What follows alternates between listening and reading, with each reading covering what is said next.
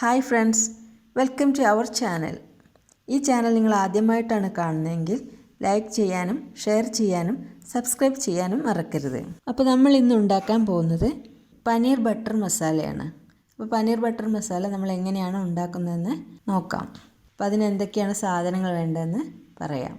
അപ്പോൾ ഞാൻ എടുത്തിരിക്കുന്നത് 2 മീഡിയം സവാള ചെറുതായിട്ട് അരിഞ്ഞത്.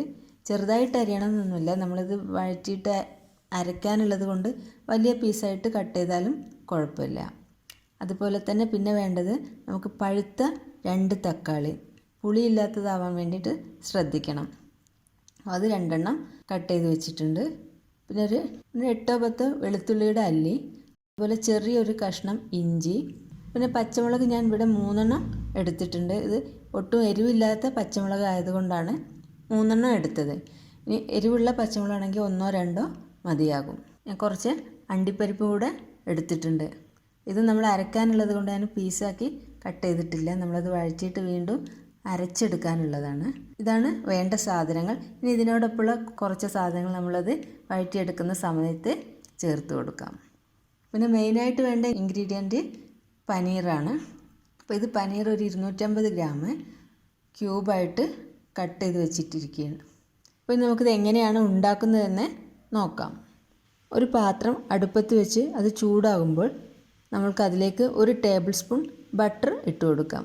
ബട്ടർ ഒഴിക്കുന്ന സമയത്ത് സ്റ്റൗ മീഡിയം ഫ്ലെയിമിലിടാൻ വേണ്ടി ശ്രദ്ധിക്കണം. തീ കൂടിപ്പോയാൽ ബട്ടർ കരിഞ്ഞു പോകും.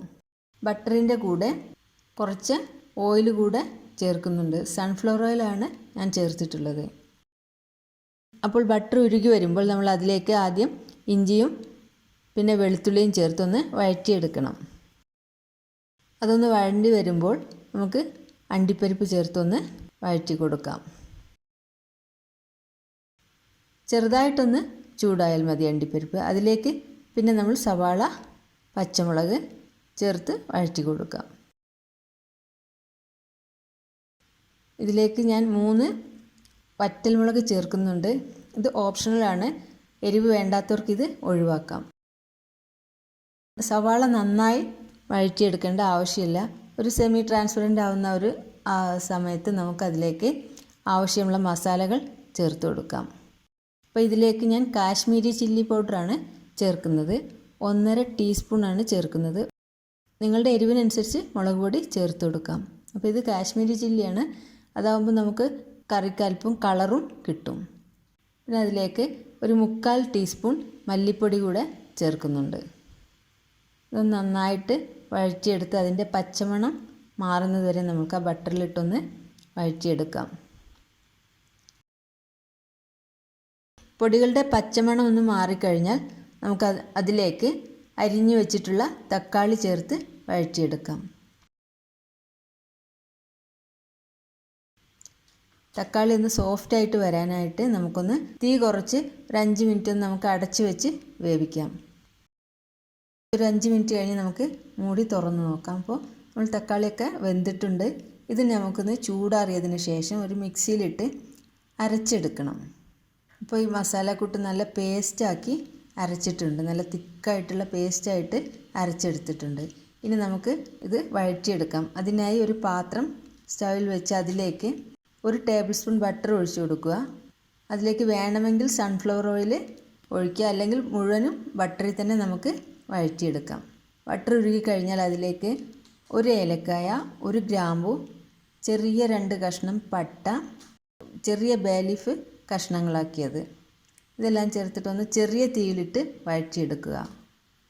എന്നിട്ട് അതിലേക്ക് നമ്മൾ നേരത്തെ പേസ്റ്റാക്കി വെച്ച ആ മസാല ചേർത്ത് വഴറ്റി കൊടുക്കുക. ഈ സമയത്ത് അതിലേക്ക് ആവശ്യമുള്ള ഉപ്പ് കൂടെ ചേർത്ത് വേണം വഴറ്റിയെടുക്കാൻ. നന്നായിട്ട് വഴറ്റിയതിന് ശേഷം അതിലേക്ക് നമ്മൾ ആ മിക്സിയിലുള്ള അരച്ച വെള്ളം ചേർക്കുന്നുണ്ട്. ഈ സമയത്ത് വേണമെങ്കിൽ നമുക്ക് കുറച്ച് പാല് വേണമെങ്കിൽ ചേർത്ത് കൊടുക്കാം. വെള്ളമോ പാലോ എന്ത് വേണമെങ്കിലും ചേർത്ത് കൊടുക്കാം. നന്നായി പച്ചമണമൊക്കെ മാറുന്നത് വരെ നമ്മളത് വേവിച്ചെടുക്കണം. മീഡിയം ഫ്ലെയിമിലിട്ട് വേണം ഇത് വേവിച്ചെടുക്കാൻ. ഇപ്പോൾ കറി നന്നായിട്ട് തിളച്ച് വെന്ത് വന്നിട്ടുണ്ട്. അതിലേക്ക് നമ്മൾ കട്ട് ചെയ്ത് വെച്ചിട്ടുള്ള പനീർ ചേർത്ത് കൊടുക്കാം.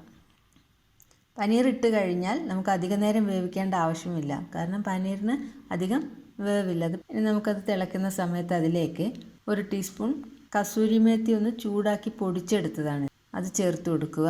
പിന്നെ 1 ടേബിൾ സ്പൂൺ ടൊമാറ്റോ സോസ് കൂടെ ചേർക്കുന്നുണ്ട്. ഇതിലേക്ക് ഒരു 1/4 ടീസ്പൂൺ വലിയ ജീരകം പൊടിച്ചതും കൂടെ ചേർത്ത് കൊടുക്കാം. എന്നിട്ട് ഇതെല്ലാം കൂടെ നന്നായിട്ട് മിക്സ് ചെയ്തെടുക്കണം. ഈ സമയത്ത് വേണമെങ്കിൽ 1/4 ടീസ്പൂൺ ഗരം മസാല വേണമെങ്കിൽ ചേർത്ത് കൊടുക്കാം. ഞാനിതിനകത്ത് ചേർക്കുന്നില്ല. നിങ്ങൾക്ക് വേണമെങ്കിൽ ഒരു 1/4 ടീസ്പൂൺ ഗരം മസാല കൂടി ഈ സമയത്ത് ചേർത്ത് കൊടുക്കാം. ഇനി നമുക്ക് അവസാനമായിട്ട് ഇതിനകത്ത് ചേർക്കാനുള്ളത് ഫ്രഷ് ക്രീമാണ്. 2-3 ടേബിൾ സ്പൂൺ ഫ്രഷ് ക്രീം ഇതിനകത്ത് ചേർത്ത് കൊടുക്കാം. ഞാൻ 3 ടേബിൾ സ്പൂൺ ഫ്രഷ് ക്രീം ചേർത്തിട്ടുണ്ട്. ഫ്രഷ് ക്രീം ചേർത്ത് കഴിഞ്ഞ് പിന്നെ അധികം തിളപ്പിക്കേണ്ട ആവശ്യമില്ല, കാരണം ഫ്രഷ് ക്രീം പിരിഞ്ഞു പോകും.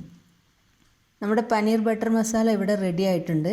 അപ്പോൾ അതിൻ്റെ മുകളിലായിട്ട് കുറച്ച് കസൂരി മേത്തിയും ഫ്രഷ് ക്രീമും ഒഴിച്ചൊന്ന് ഗാർണിഷ് ചെയ്തിട്ടുണ്ട്. അപ്പോൾ ഈ വീഡിയോ നിങ്ങൾക്ക് ഇഷ്ടപ്പെട്ടു എന്ന് വിചാരിക്കുന്നു. ഇഷ്ടപ്പെട്ടാൽ ലൈക്ക് ചെയ്യാനും ഷെയർ ചെയ്യാനും സബ്സ്ക്രൈബ് ചെയ്യാനും മറക്കരുത്.